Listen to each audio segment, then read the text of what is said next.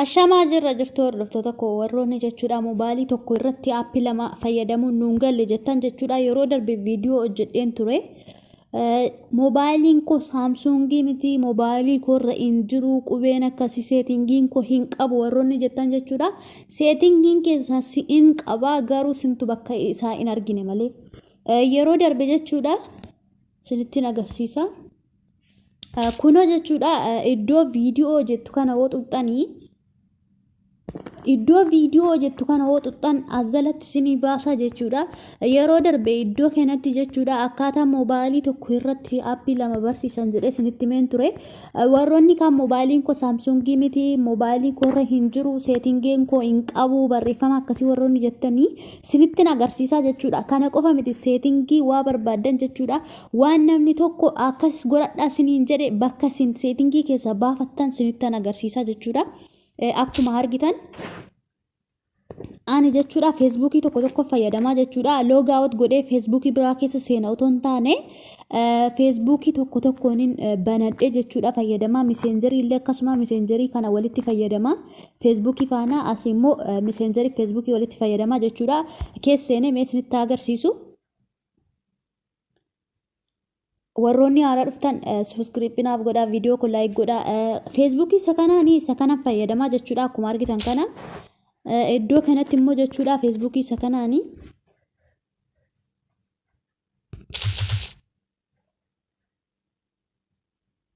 obsaan eeggadha wifi kootti xiqqoo ishee isa kanatti immoo jechuudha iddoo kanatti immoo kun isa kana fayyadamaa jira jechuudha akkuma argitan kana. Gana loogaawut godhee keessaa bahee tokko seenuu miseenjarii keessaa bahee tokko seenuu hin jiru jechuudha. Miseenjarii haaluma sanaan jechuudha tokko irratti fayyadamna jechuudha. Asiinis nama faana haasa'uu dawwaluu hin dandeenya asiinis hin dandeenya. Haala kanaan akkaataa itti fayyadamtan isinittan agarsiisa amma isa kana balleessee jechuudha bakka buufattanii isinitti agarsiisa jechuudha.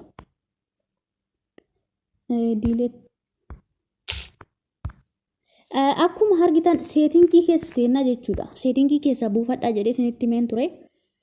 Erga haala kanaas seetingii keessa seenne jechuudha bakka kana irratti ol buttanii jechuudha bakka kana buufadhaan isiniin jedhee asirra bakka kunoo iddoo mallattoo hidhatti advanced faas kan jedhu kana asirra tuqxu. Asirra naa tuqxanii dual messenger kan jedhu kanarra tuqxu. Sanaa booda jechuudha haala kanaan jira amma fakkeenyaaf WhatsApp illee lama fayyadamuu dandeessu jechuudha. Kun jechuudha haala kanaan erga jiraate ishii kana bantuufi jechuudha. Ishii kana bantuu install gootu jechuudha. Sanaa booda mallattoo raayitii amma WhatsApp lama naaf ta'a jechuudha. Iddoo kana irratti Facebook kan jedhu kanas azalatti hin bantuufi install ta'a hin banamaa jechuudha. Iddoo kana irrattis gara gadii kanatti install gootu. Kan jedhu kanarra tuqxu amma jechuudha feesbuukii sun naa bu'ee jira jechuudha iddoo kanarratti kunoo jechuudha feesbuukiin bu'ee waatsaappiin bu'ee miseenjeriin bu'ee jechuudha waatsaappii dura kabiraan qaba kabiraa kunoo iddoo kana jira jechuudha amma waatsaappis feesbuukis lama miseenjeris fayyadamaa jechuudha warroonni seetingii keessaa dhabnee hin jiru jettan immoo seetingii keessa seentaniitu seetingii keessa jechuudha seetingiin wal fakkaachuu dhiisuu mala adda adda ta'uu mala jechuudha. Kanaaf maal gootu seetingii keessa mallattoo sarchii gubbaa kanarra jirti kun akka giingootti achirra tuqxu. Yeroo achirra tuqxanii qubeedhuma ani asitti isiniin jedhe sana yeroo seetingii kun iddoo bakka sarchii tanarra tuqxanii waa barbaadan asirratti xaafuu dandeessu jechuudha. Bakka kana irratti wanta namni seetingii keessaa kana buufadhaa kanarra tuqaa isiniin jedhee qubee san achirra laaltanii fiddanii dhuftanii iddoo kanatti katabdu jechuudha. Sanaa booda as gubbaarratti isinii ba'a jechuudha. Wanta as keessaa dhabdan jechuudha yeroo namni isin barsiise isinitti himee as keessa laaltanii yoo dhabdan bakka sarchii kanarratti barreeffadhaa isiniin jedhee amma yeroo darbe jechuudha kiyya hin qabu jettan as keessa laaltanii jechuudha fiddaniituma isaa asirratti barreessitu jechuudha qubee sanaa booda jalatti isinii baasa jechuudha. Sinii gala miti fakkeenya wanta haadhaan ka'u wanta baadhaan ka'u haala kanaan as jalatti yoo barreessitan jechuudha. Kunoo amma haappis yoo warra kana hin qabne jechuudha. Haala kanaan qubeedhaan sinii fidaa jechuudha. As jalatti akka barbaadetti sinii fidaa jechuudha. Wanta sin as gubbaarratti barreessitan jechuudha. Kanaaf as gubbaarratti barreessati kunoo wanta baadhaan ka'u as jalatti sinii fidaa sarchii kana jalatti jechuudha. Wanta seetingiin keessan hin qabne hin qabun jedhiinati bakka sarchii kanatti barreeffadhaa siniin jedhaa kana fakkaata. Yeroo duubatti deebinu kaamma mallattoo sana bannee jirra. Mallattoo sana bannee jirra sinitti agarsiiseen jira. Buufadheen jira jechuudha. Feesbuukii, miseenjerii haala kanaan erga buufattanii keessa seentu jechuudha. Amma miseenjerii keessa innaa seentanii paaswoordii sassin gaafachuu mala jechuudha. Kanuma duraa san itti gashitanii keessa seentu jechuudha. Sinii gala miti. Erga haala kana sinii baasee as jalatti paaswoorduma keessa san itti gashitu jechuudha. Miseenjeriitti kan dura oo feesbuukii lama qabaattan miseenjerii tokkoo qabaattan feesbuukii immoo lama qabaattan paaswoordii asirratti gashitanii jechuudha. Miseenjerii lama godhachuu dandeessu jechuudha. Amma itti gashisin. Kunoo jechuudha paaswoordii itti gasheen jira jechuudha. Kireet akkaawuntii kan jedhu kanarraan tuqaa.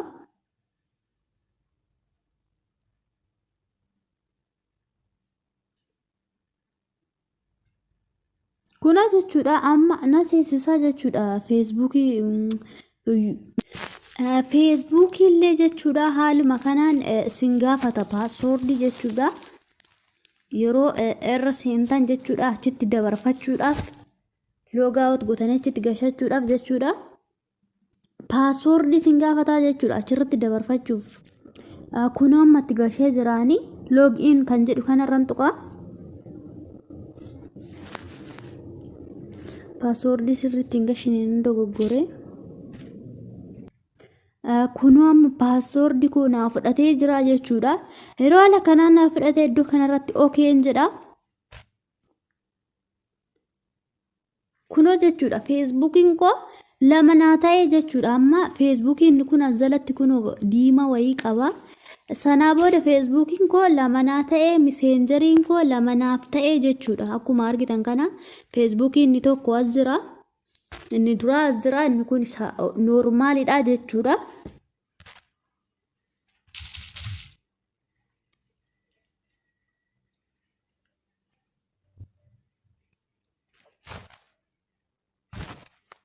Absaan eeggadhaame. Kunoo inni kun kabiraadha jechuudha. Akkuma argitan kana asirratti piroofiilii argaa jirtu. Akkuma argitan kuni kabiraadha jechuudha. Inni nama immoo lama goradhee isa kana jechuudha. Nama tokko tokko dafee hin galu. Haala kanaan miseenjeriis feesbuukis lama godhachuu dandeessu siniin jedha. Kan miseenjeris sinitti agarsiiseen ka'ee miseenjeris paaswoordii keessan kanuma feesbuukii kana banattan paaswoordii isaa isuma duraa jechuudha. Haara banuu hin taane itti gashitanii sinii banaa feesbuukii lama godhattuu miseenjerii lama godhattuu loogaawut hin gootanii siniin jedha. Haala kanaan itti fayyadamuu dandeessu jechuudha. Kana fakkaataa barnoonni siniin jedha. Aga viidiyoo biraatiin walitti deebinutti turtii gaarii qabaadha.